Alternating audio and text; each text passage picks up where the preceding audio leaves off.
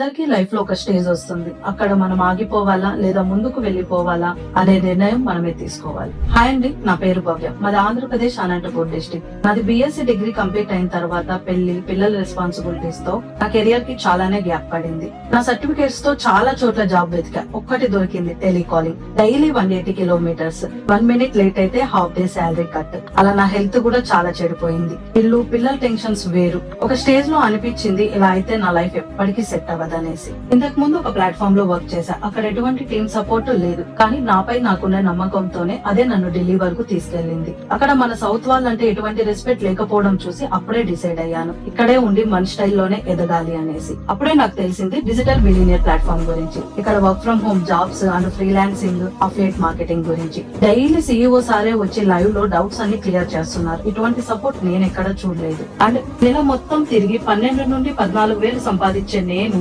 ఇప్పుడు వారంలోనే లేదా ఒక్క రోజులోనే పిల్లల్ని చూసుకుంటూ అంత ఇన్కమ్ అనేది జనరేట్ చేస్తున్నాను ఇంటి దగ్గర నుండి. ఇది కేవలం డిజిటల్ బిలియనర్ ద్వారానే సాధ్యమైంది. మీ లైఫ్ లో కూడా ఒక టర్నింగ్ పాయింట్ రావాలంటే ఆలోచన మార్చుకోవడం కాదు, అడుగు ముందుకు వేయడం ముఖ్యం.